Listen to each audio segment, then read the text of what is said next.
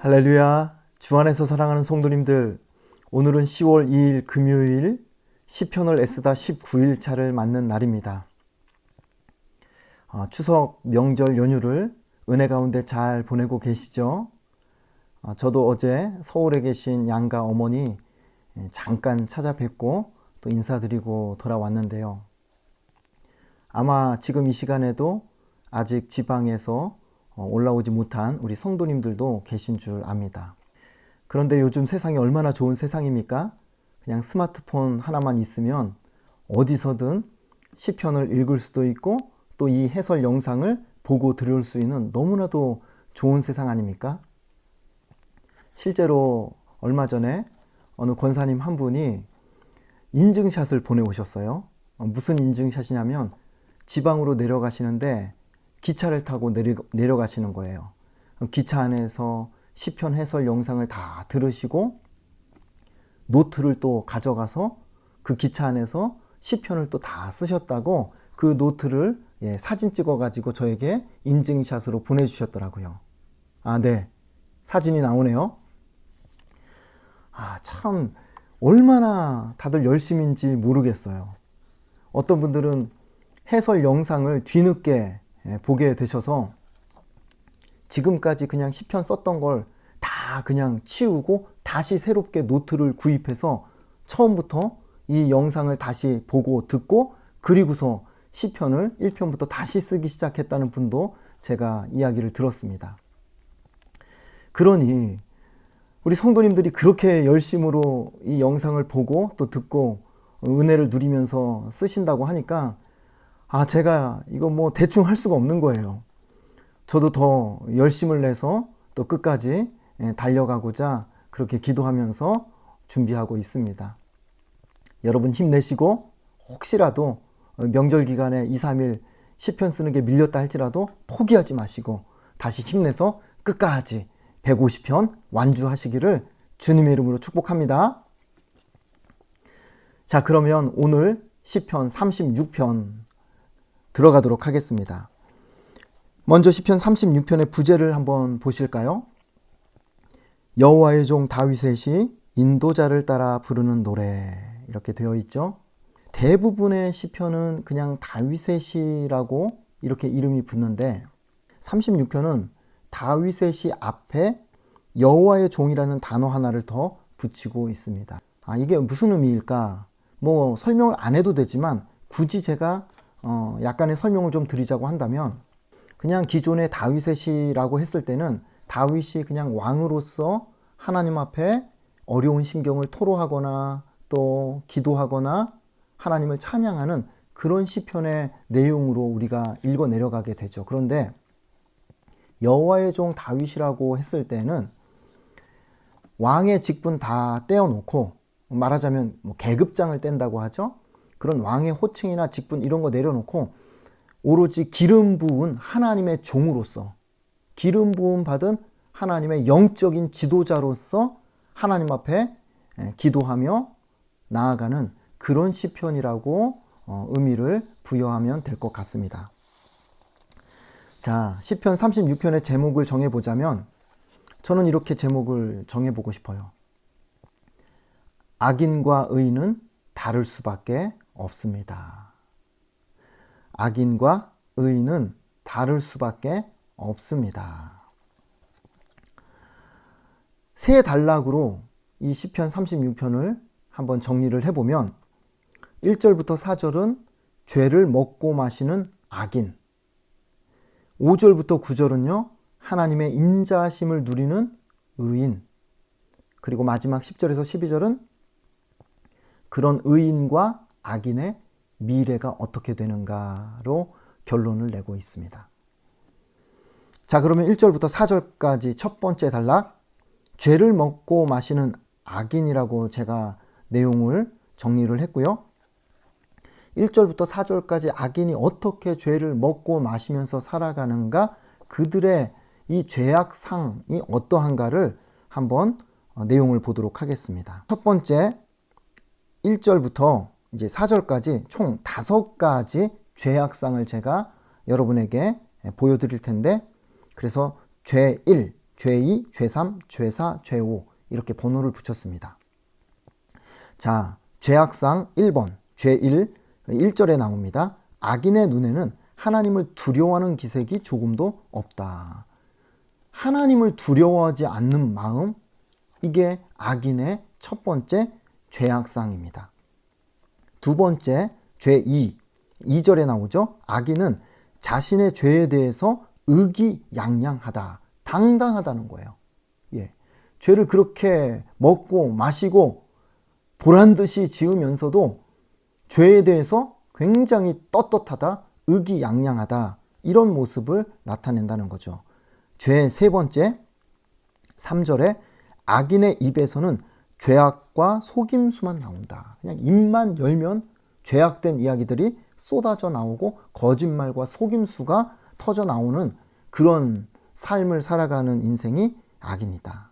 죄악상 네 번째는요, 4절에 악인은 잠자리에 들어서도 죄를 도모한다. 어느 정도로 죄를 좋아하고 죄짓기를 즐겨 하는가? 아침에 눈 떠서 죄짓기를 시작해가지고 잠자리에 드는 시간까지 죄를 도모하는, 이 정도로 죄를 먹고 마시는 인생이라는 거죠. 다섯 번째 죄악상은요, 4절에 스스로 죄의 길에 서서 그 죄를 버리지 않는다. 이 정도로 악인은 죄를 먹고 마시는 인생을 산다고 성경은 말씀합니다. 악인의 삶의 기반은 죄라고 말씀을 드릴 수 있어요. 삶의 기반 자체가 죄예요. 죄를 먹고 마시는 삶을 사는 게 이 악인의 유일한 기쁨이요 낙이라고 성경은 말씀하고 있는 것이죠. 자, 그렇다면 반대로 의인은 어떻게 다른가? 5절부터 9절까지 하나님의 인자하심을 누리는 의인이라고 제목을 붙여볼 수 있겠어요. 5절부터 9절은 악인의 삶의 기반이 죄라고 한다면, 악인은 죄를 먹고 마시며 누리며 살아가는 인생이라고 한다면, 하나님을 믿는 성도들의 삶의 기반, 의인의 삶의 기반은 하나님의 인자하심입니다. 그래서 성도는 하나님의 인자하심을 먹고 마시며 누리는 인생을 살아가는 사람이, 그게 바로 의인이요 성도라고 말씀드릴 수 있겠습니다. 여기서 인자하심이란 단어를 히브리어로 보면 여러분 많이 들어보셨을 텐데, 헤세드, 한결같은 사랑, 변하지 않는 사람. 요한복음 13장 1절에 세상에 있는 자기 사람들을 사랑하시되 끝까지 사랑하시니라. 예수님의 이 사랑의 모습을 설명을 하거든요. 헤세드의 사랑이에요. 제자들을 끝까지 사랑하시는 헤세드의 사랑. 따라서 저와 여러분은 하나님의 이 헤세드의 사랑, 인자하심을 먹고 마시며 누리는 인생이라는 것을 다시 한번 기억하실 수 있기를 축복합니다. 자, 그러면 의인이 어떻게 하나님의 인자하심을 누리는가 한번 그 내용을 한번 보겠습니다. 그래서 이 인자하심도 번호를 붙이는데 5번까지 또 번호를 붙일 겁니다. 자, 인자하심 1, 5절에 주의 인자하심이 하늘에 있고 주의 진실하심이 공중에 넘친다. 의인의 눈에는요, 하늘을 봐도 땅을 봐도 하나님의 인자하심과 사랑이 보이고 느껴진다라고 이 5절은 표현을 하고 있는 겁니다. 그런데 악인의 눈에는 그런 하나님의 인자하심이 느껴지지도 않고 보이지도 않고, 아니 볼 수도 없다는 거죠. 인자하심 두 번째는 6절인데요. 주의 의로우심은 산과 같다. 주의 심판은 바다와 같다. 사람을 구하듯 짐승을 하나님께서 구해내신다. 무슨 말씀이냐면요, 다윗은 산을 보면서 하나님의 의로우심을 느낀다고 고백하는 겁니다. 바다를 보면서 하나님의 준엄한 심판을 다윗은 느낀다는 거죠. 그러니까 여러분, 그냥 우리 눈에 보일 때는 그냥 일상의 자연이고 그냥 지나치면 아무것도 아닐 것 같은 그런 사물을 바라보면서 다윗은 하나님의 사랑을 느끼기도 하고 하나님의 의로우심을 느끼기도 하고 하나님의 심판을 느낀다는 거죠. 그러니까 여러분 경험해 보셔서 아시겠지만 이제 가을 이제 되면 단풍이 물들지 않습니까? 산에 가면 울긋불긋 얼마나 아름답습니까? 그런데 하나님의 사람들, 의인들, 성도들은 그 산에 가서 단풍이 물든 그 광경을 바라보면서 주님의 크고 위대하심을 찬양하죠. 노래하죠. 창조주 하나님의 그 놀라운 창조를 찬양하게 된다는 겁니다. 그런데 세상 사람들은 어떻습니까? 산은 산이고 물은 물인 거예요. 뭐 그 이상, 그 이하도 아닌 겁니다. 거기서 무슨 하나님을 찾고 뭐 노래하고 하나님의 위대하심을 발견하고 이런 거 없다는 거예요. 볼 수가 없다는 거죠. 그만큼 악인과 의인은요, 바라보는 게 다르고 생각하는 게 다르고 느끼는 게 완전히 다르다는 겁니다. 인자하심 세 번째, 7절인데요. 주의 인자하심이 보배와 같다. 주의 날개 그늘 아래 피할 수 있다. 의인은 피난처가 되시는 하나님의 이 인자하심을 날마다 누린다고 고백을 하는 거예요. 하나님이 나를 날마다 주의 날개로 보호해 주신다. 이런 은혜를 느끼며 누리며 살아간다는 거죠. 그런데 악인은 그걸 몰라요. 그냥 내가 건강관리 잘해서 잘 사는 줄 알아요. 내가 투자를 잘 해가지고 돈 많이 벌고 잘 사는 줄 안다는 겁니다. 하나님의 사람들은 그렇게 느끼지 않아요. 오늘 내가 살아가는 이 하루의 삶도, 건강도, 자녀도, 아내와 남편도, 부모님도, 내 직장도, 생업도, 내가 운영하는 가게도, 사업장도 하나부터 열까지 하나님께서 날개로 품어주시고 보호하신다라는 이 믿음의 고백을 하면서 하루하루를 살아간다는 거죠. 느끼는 게 다른 거예요. 완전히 다릅니다. 하나님의 인자하심 네 번째는 8절이에요. 주의 집에 있는 살찐 것을 먹고 배부르다. 그리고 주의 복락의 강물을 마십니다. 주의 집에 있는 살찐 것을 먹고 배부르다라는 표현은 그 당시에 다윗이 하나님의 성전에 가면 희생 제물, 그걸 먹고 마시는 그런 표현을 이렇게 표현하고 있는 것입니다. 주의 복락의 강물은 행복과 기쁨을 의미하죠. 그래서 의인은 주님 안에서 만족을 누리고 행복과 기쁨을 마신다라고 표현을 합니다. 세상 헛된 곳에서 행복과 기쁨을 찾는 사람이 아니라 하나님의 사람들은 하나님의 전에서 기쁨을 찾아요. 하나님의 성전에서 참된 기쁨과 행복과 만족을 누리면서 살아가는 사람들이 주님의 백성, 주님의 자녀라고 다윗은 고백하는 것이죠. 인자하심 다섯 번째는 9절에 있어요. 주께 생명의 원천이 있습니다. 그리고 주의 빛 안에서 빛을 봅니다. 이걸 다 종합해 보면 의인의 삶의 기반이 무엇인지 분명하게 답이 나옵니다. 그 답이 무엇입니까? 하나님의 인자하심.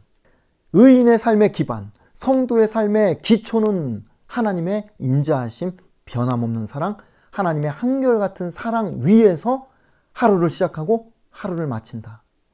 인생의 출발점이 하나님의 인자하심에서 시작이 되고 우리의 인생의 그 끝도 하나님의 인자하심으로 마치게 된다라는 고백이 오늘 이 다윗의 시편 36편 고백이라고 할 수 있겠습니다.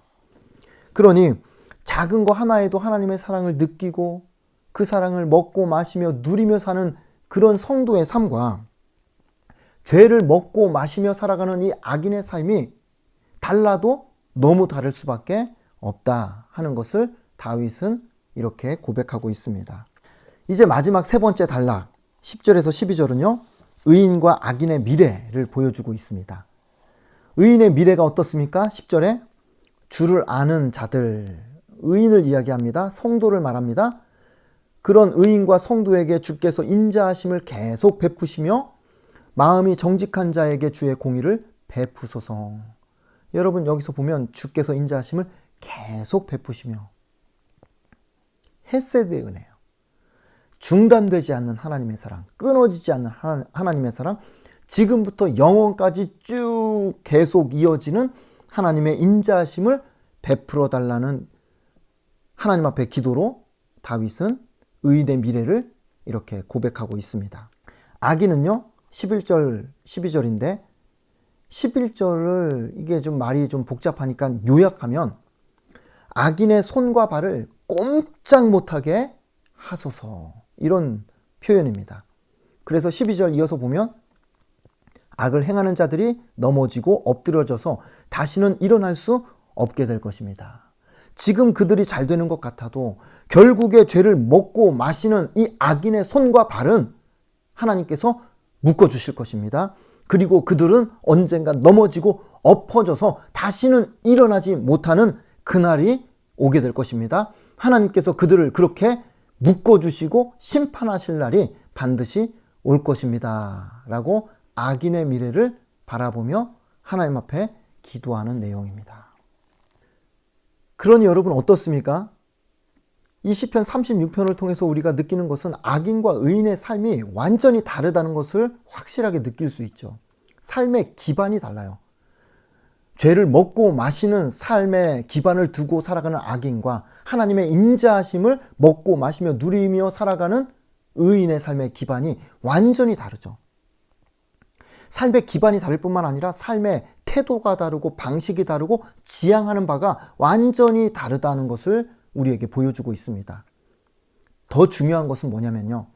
이렇게 완전히 다른 삶을 이 땅에서 살아가다가 마지막 종착점도 다르다는 것을 성경은 우리에게 분명히 제시하고 있어요. 한번 죽는 것은 사람에게 정해진 것이지만 죽음 이후에는 반드시 하나님의 심판이 있다. 가는 길이 다르다. 나뉘어진다.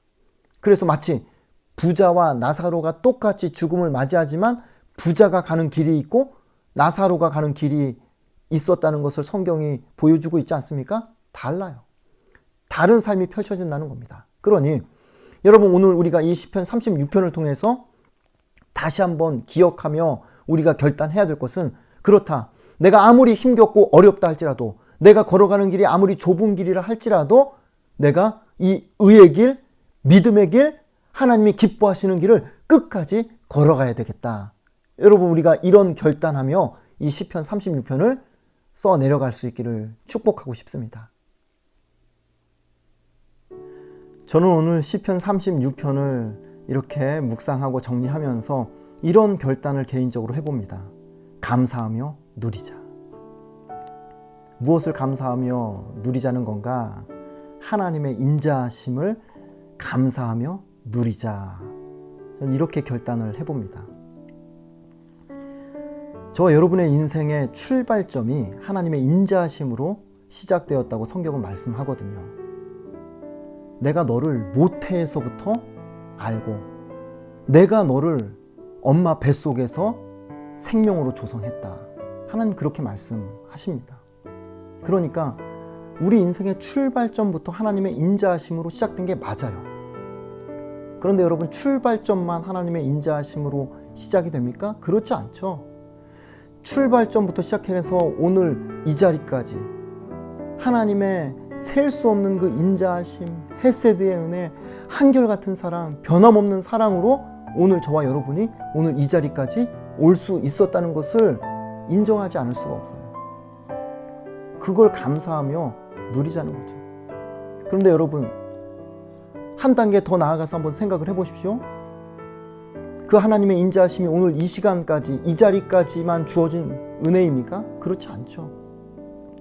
언젠가 저와 여러분이 죽음 앞에 서는 날이 있을 거예요. 그런데 그 죽음 앞에 섰을 때 저와 여러분 두렵지 않을 겁니다. 그 이유가 무엇입니까?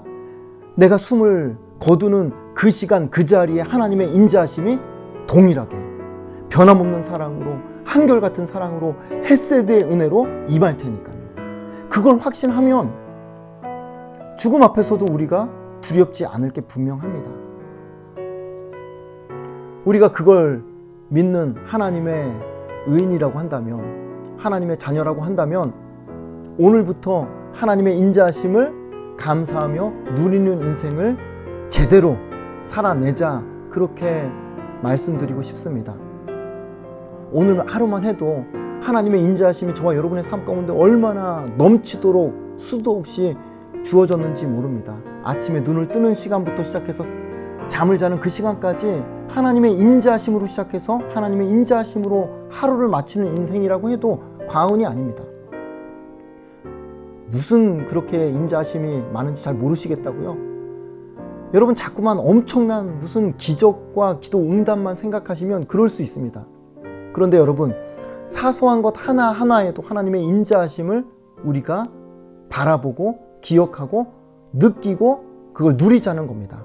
아침에 눈이 떠졌어요? 눈을 떠지게 하신 하나님의 인자하심을 우리가 감사하며 누리자는 겁니다. 아침밥이 오늘따라 너무나도 잘 됐어요. 질지도 않고 아주 되지도 않고 적당하게 밥이 잘 되었습니다. 그거 아무것도 아닌데 밥이 잘 된 걸 가지고 하나님의 그 인자하심을 누리며 그렇게 감사하며 살아가는 그런 하루가 돼보자는 거예요. 출근길에 지하철을 탔어요. 그런데 자리가 빽빽하게 앉을 자리가 없는데 내 앞에 앉아있던 사람이 그 다음 정거장에서 바로 내립니다. 바로 앉게 됐어요. 그 자리에 앉게 된 게 뭐 대단한 일이라고요. 그런데 그 작은 것 하나이지만 자리가 생겨서 앉게 된 것을 가지고 하나님의 인자하심을 감사하며 누리는 그런 인생을, 그런 하루를 한번 살아보자는 겁니다. 아니 목사님, 뭐 그런 게 무슨 하나님의 인자하심입니까? 항변하실 분들이 계실지 모르겠는데 저도 솔직히 말씀드리면 인자하심인지 아닌지 확답은 못 드리겠습니다. 그러나 분명한 것은 그냥 지나치려고 하면 아무것도 아닌 그 사소한 일상의 것들을 하나하나 모든 것을 하나님의 그 인자하심으로 느끼고 감사하고 누리는 사람은 분명히 다른 삶을 살게 될 겁니다. 내 삶에 주어진 하나하나 그 어느 것 하나도 소중하지 않은 게 없다고 하나님 앞에 감사하는 인생을 살게 될 거예요. 모든 게 하나님의 선물이라고, 그래서 감사하다고, 내가 아무것도 하나님께 드린 것이 없는데 하나님께서 내 삶에 너무나도 큰 선물을 주셨다고, 모든 것이 하나님의 은혜라고 그렇게 날마다 감사하며 기뻐하며 찬송하는 인생을 살게 될 게 분명하니까요. 그러니 다른 삶을 살 수밖에 없다는 것이죠. 그래서 저는 오늘 이 시편 36편을 써 내려가실 저와 여러분이 그런 마음으로 시편을 썼으면 좋겠어요. 어떤 마음이냐면 오늘 내가 이렇게 시편 쓰기를 참여해서 은혜를 누릴 수 있는 이 자체가 하나님의 은혜다. 하나님의 인자하심이다. 그 인자하심을 감사하며 누리자는 겁니다. 오늘 이렇게 시편 해설 영상을 봐도 그만, 안 봐도 그만 아닙니까? 그런데 이 영상을 볼 수 있는 시간 주시고 마음 주시고 열정 주시고 그래서 은혜를 누리게 하신 그 하나님의 인자하심을 우리가 감사하며 누리자는 겁니다. 그러면 은혜가 배가 될 수밖에 없는 거죠. 달라도 뭐가 다를 수밖에 없을 겁니다. 그래서 시편 쓰기가 손 아프고 힘든 이런 숙제 같은 과정이 아니라 정말로 매일 한 편, 두 편 써 내려가면서 정말로 하나님의 인자하심이로다, 은혜로다, 감사하며 누리는 그런 복된 시편 쓰기가 되기를 주님의 이름으로 축복하고 싶습니다. 그러니 사랑하는 성도님들, 오늘 하루 온종일 하나님의 인자하심을 먹고 마시며 감사하고 실컷 누리시다가 내일 다시 영상을 통해서 뵙도록 하겠습니다. 여러분 오늘도 승리하십시오. 평안하십시오. 내일 다시 뵙겠습니다. 안녕히 계십시오.